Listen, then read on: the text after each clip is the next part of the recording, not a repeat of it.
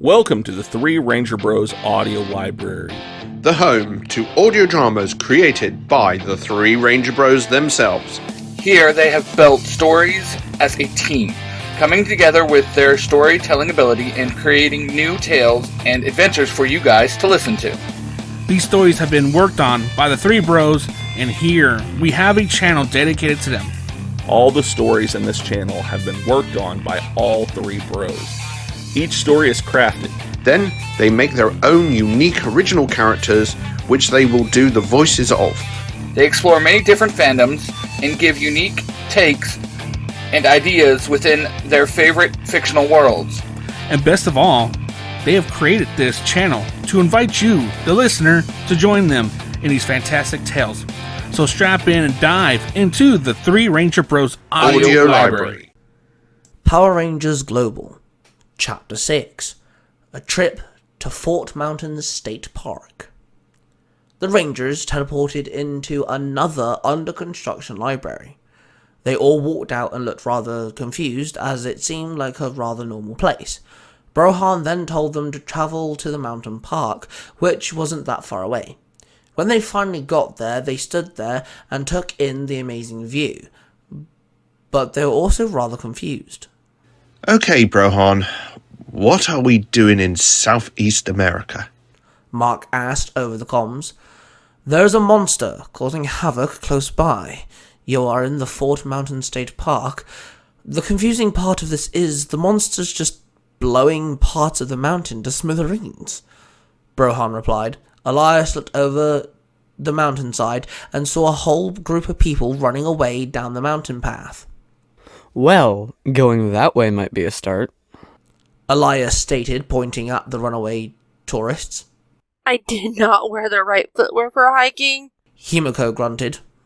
Guys, why run around a mountainside when we have someone who can fly? Eric sighed. Everyone turned to Lip, who looked at everyone rather awkward. Who, me? Lip muttered. I mean, he has a point. Elias replied. It would save me a pair of shoes. Himiko mumbled. Oh, fine. Lip growled. He morphed into the Ranger of Ra and then took flight, and soared over the mountainside. He soared over the pathway and spotted a group of mummies. He landed and demorphed. Guys, I found some mummies, Lip said into his communicator. He then ran into the group of mummies and jumped in and started fighting them. He kicked one of them in the back. He then got hit in the rib cage, but managed to block the next incoming strike. Then he ducked down and swooped his leg across the ground, tripping over a mummy. Then the others ran in and joined in the fight. Himiko pushed one of the mummies back before punching it in the face. Mark caught the fist of one of the mummies and then threw his leg out, kicking its side, then its chest, and sending it flying back. Elias punched one of the mummies in the face, then pulled it down and kneed it in the head, then spun around and kicked the mummy back. Eric blocked an incoming strike with his forearm, then pushed the fist away, whilst with the other hand he grabbed the monster by the shoulders and then rammed his elbow into the monster's face. The mummy then staggered backwards whilst the mummy stumbled. Eric put his foot between the mummy's feet, kicked both its ankles, making the mummy drop to his knees. Then Eric grabbed its head and rammed his knee into its face, making the monster fall back. The group cleared the mummies with ease. They all dusted themselves off as the mummies disappeared, and then they all regrouped. Brohan said there was a monster, so be on alert, Eric told the team. The walk along the path was beautiful as they strolled, all ready to fight though as they kept in the fighting stances. They walked onto a big wooden platform overlooking the mountain rocky view. I spend my time trying to figure out Loki, that I forget how beautiful this planet is. Himiko sighed. Don't worry, Himiko. We will get Loki, and you can spend your days traveling the world. Mark told her. It's strange. I've lived in Egypt for 10 years. Never thought about traveling, and I'm trying to save this planet. Going to Athens and now this mountain park, it's been breathtaking and just been too preoccupied to notice. Himiko replied. Looks like you're gonna get your chance to travel, now that we have a way to teleport everywhere. Eric stated. I must admit, this kind of beats sand. just look at that view. Lip grinned. Everyone stood there for a moment and took in the amazing sight, when suddenly an explosion erupted. Everyone looked up the mountain and saw the monster, a being with red and white shiny scales. Its head took that of a snake, with 4 horns, and a red crystal on its forehead. The monster stood there and growled. Suddenly the clouds rolled in and the sky became very grey, and it began to rain. Coincidence? Elias asked. Whatever. We better deal with this fast. It could cause a landslide. Mark barked. It's morphin' time! Mark called out. Mark held out his Cornish power morpher, and it popped open. Kono Bisfiken! Mark called out. Then the morpher dematerialized, leaving the coin floating there. Mark then morphed into his ranger suit. His helmet formed over his head. Then the coin started spinning and it flew at Mark, hitting Mark in the chest. The coin shattered, and Mark's Cornish chest shield formed around him. Mark had morphed into the red Cornish Ranger. Eric held out his fist. His green Celtic ring started to glow. Now you're not Kilchuck! Eric called out. Then he held up his fist into the air, and suddenly a Celtic rune formed above him. He then lowered his arm, and the rune lowered itself down, and it phased over Eric, his ranger suit forming over him as the rune descended down. As the rune touched the ground, it vanished. Eric had morphed into the gold Celtic Ranger. Elias pulled off his necklace and crushed the crystal in his hand. The energy that came from the crystal formed into a sword sheathed in its shield. Elias grabbed the handle, which extended from the top of the shield, and pulled the sword out and held it up to the sky.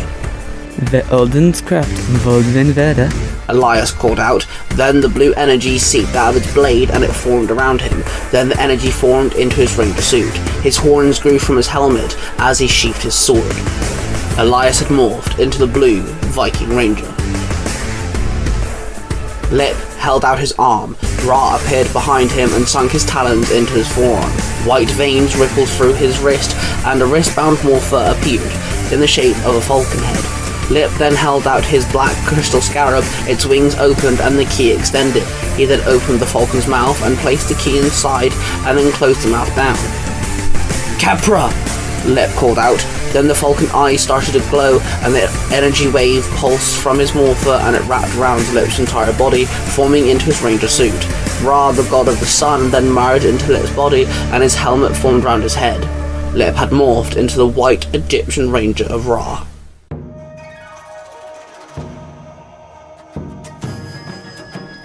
Himiko grabbed the cherry blossom hairpin that kept her hair up, and she pulled it out, her hair draping over her shoulders. Attention time! Neo no Mayo no Temi me. Himiko called out. Then the tip of the pin started glowing. She dropped the pin and it sank into the ground through a veil of light. Then Himiko was encased in a giant flower bud. The pink flower started to glow, and it opened. The flower exploded in a flurry of petals. Himiko stood there in her ranger suit. She had morphed into the pink Japanese ranger. The rangers ran at the monster. The ranger of Ra flew at the monster head-on and tried to scratch the monster with one of his claws, but the monster just took the attack. The red Cornish ranger summoned the power daggers and slashed the monster several times. But then the gold Celtic ranger threw his javelin at the monster. It struck the monster, and the pink Japanese ranger threw several pink shurikens. Each one struck the monster head-on. The blue Viking ranger rammed into the monster with his shield. He then swung his sword, but the monster caught it, and then grabbed the Viking Ranger by the torso, lifted him off the ground. Then the blue fog escaped the monster's mouth and struck the Viking Ranger. Sparks exploded off of him. Then the monster threw the Ranger off the mountainside. He crashed on the ground, bounced off the ground, and skimmed down the mountainside like a pebble skims across water. He rolled down the mountain, fell off the ledge, and landed on the car, which was parked on the road. He demorphed, and Elias grunted due to the impact. Elias rolled off the top of the car and landed on his feet. He then looked up and realized he'd have to find a way back up to his team. He then hit his communicator. I'm okay, guys. Just give me a few minutes to figure out how to get back up to you. Elias told his team. Okay, Elias, hurry back. We will hold this monster off. The red Cornish ranger replied. The 4 rangers ran at the monster. The beast breathed its vicious breath once again, and sparks exploded off the rangers, and they were thrown off their feet. Then the monster turned around and walked off, blasting the ground with thunder strikes erupting from its horns. The strikes hitting the ground, the rocks exploded from the attacks, and the rangers climbed to their feet rather confused. "It's not even bothered by us," the Ranger of Ra grunted. I think I know what it is. The pink Japanese ranger stated. What you got, Himiko? The red Cornish ranger asked. This mountain, state park, used to be named something else before the park was built. There was a legend with a horned serpent associated with thunderstorms and rain, and had a jewel on its head. It was called a Uktena. It was said that a Shawnee medicine man killed it, stole the jewel. I think this monster is the Uktena. The pink Japanese ranger explained. How does that help us? The gold Celtic ranger asked. It doesn't really help, but at least we now know where it gets its power from. It's another mythical creature, like the Chimera yesterday, the Ranger of Ra told him. Let's keep at it till Elias joins us. The red Cornish ranger told the team. They all nodded, then chased after the monster. As they approached, the monster blasted the ground one more time. Then it bent down and picked up a piece of purple rock, covered in gold hieroglyphics. It looked like a piece of something. The rangers all stood and watched the monster let out a mighty hiss. Then a green light flashed before them, and Loki stood before the creature.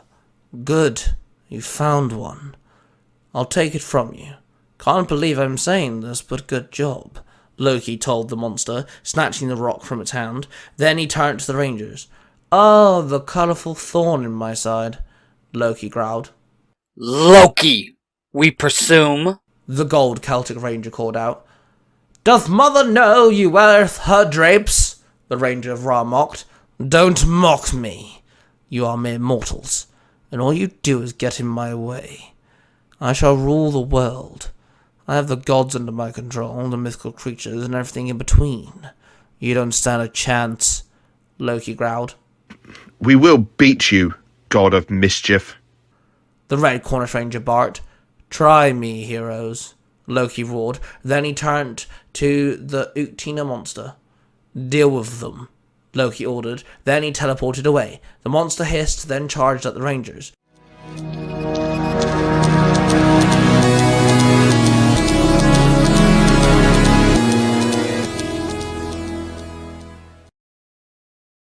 Hey, listener.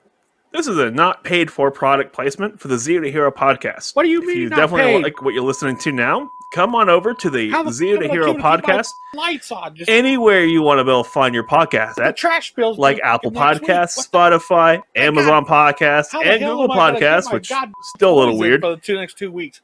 Come on over and enjoy yourself and listen to Billy and myself bicker, argue, and, well, fight about a lot of things, as we are the bulk and skull of podcasting. How the hell am I going Good to luck out there, and welcome back to the show.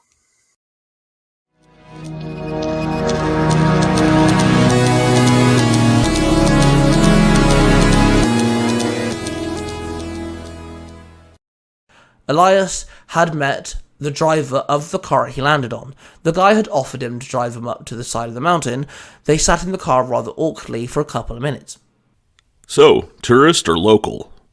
The guy asked. Tourist. Elias responded. Same. Got some stuff to do here, then I keep traveling. The guy stated. Fair. I'm just looking for my friends.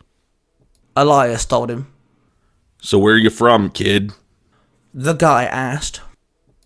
A place really far from here. Elias sighed. Elias and the stranger then started talking about the fact that Elias was very far from home, and the fact that he didn't really get along with his parents so well. It wasn't the fact that they argued or anything like that, it's just Elias didn't seem to bond that well with his father, and felt very awkward talking to him about this. The stranger asked him why this was, so Xander swallowed hard and explained. Sure. Let's do this. My dad has a studio business, and I think he wants me to join him, but I don't know if I want to. Elias stated. Seems like with going out all the time really far away from home, then maybe he just wants to spend time with you. The guy told him. I never thought of it like that. Elias muttered. Maybe just give your old man a call. See how that goes. The guy suggested. The car came to a halt, and Elias looked across to where he was thrown off the ledge. He looked at the guy and nodded at him. Thanks for the lift and the advice. Elias told him. He then climbed out the car and started walking away. He stopped and turned around to face the driver. I didn't get your name. Elias said. Heimdall. Nice to meet your kid. The guy replied. Name's Elias. Nice to meet you, Heimdall. Elias said, rather confused, as he knew in his universe Heimdall was one of the gods. Heimdall tipped his imaginary hat to Elias, then drove off. Elias watched the car disappear off in the distance. He found it rather strange. The guy had a god's name. He did not remember Himiko mentioning Heimdall before. Not Idris Elba, but I guess he'll do. Elias joked to himself, then he ran off to find his friends. He found the 4 rangers fighting a monster. He morphed once again and joined in. Took your time. The pink Japanese ranger snapped. Now we're all here. Can we please beat this thing? The red Cornish ranger barked. The rangers all jumped into the air. The red Cornish ranger summoned the power bow and fired several arrows. The pink Japanese ranger threw several shurikens. The gold Celtic ranger threw his javelin. The monster got barraged by all the attacks. Then the blue Viking ranger landed on the monster shield first, crushing it into the ground. The ranger of Ra swooped down, grabbed it and lifted it into the air and slashed it several times with his claws. Then he dropped it. It landed on the ground. The red Cornish ranger summoned the power sword, and both him and the blue Viking ranger both slashed the monsters with their swords. The monster fell back and exploded.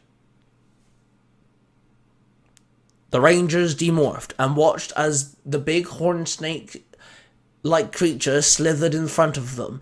It formed from the explosion, now reverting back to the mythical creature itself. It looked each one of the team in the eyes. Is it gonna eat us? Lip asked. Dude, shut up and don't move. Eric hushed. All of them stayed perfectly still. The snake creature analysed each one of them, one by one. Then it simply slithered away, down the mountainside. Himiko, where is it going? Mark asked. Yuktana lives in places with trees and water and stuff. Guessing it's going somewhere like that. Himiko explained. So that's 2 monsters down and 2 mythological creatures saved. Elias stated. But we still have a lot of unanswered questions. Mark grunted. Like, what was that stone thingy the monster found? And why does Loki want it? Lip asked. Is there more of the same? It seems like it was broken, like it was a piece of something bigger. Eric said. I'm still stunned. We met Loki in person. Himiko sighed. You met Loki. Oh man, how did I miss that? Elias moaned.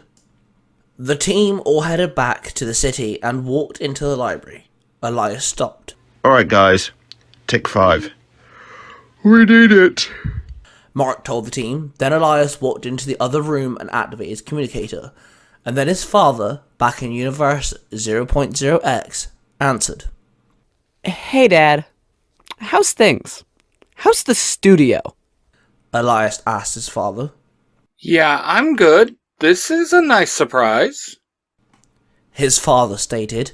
Elias then spent some needed time talking to his dad. What you have just listened to is a product created by the 3 Ranger Bros Studio. Hosted by 3 cosplaying fathers who happen to be massive geeks of all sorts of fandoms.